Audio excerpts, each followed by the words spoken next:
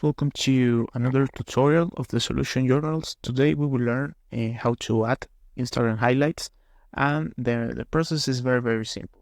The only thing you need to do is go to the Instagram application, and in the part of your feed you need to go in the down part of the app in the option of your profile. You got here a circle. In new you pick here, and you can choose any of these stories you posted. You can put that story in a highlight. For example, you can convert that story in a highlight.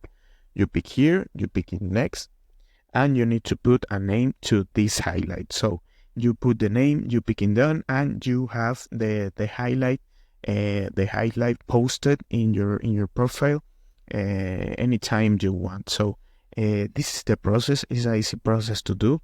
It's easy process. The only thing you need to do is go to your profile and pick in new and select a story you want to convert a highlight. So I hope this tutorial was helpful for you. Follow us for more content like this.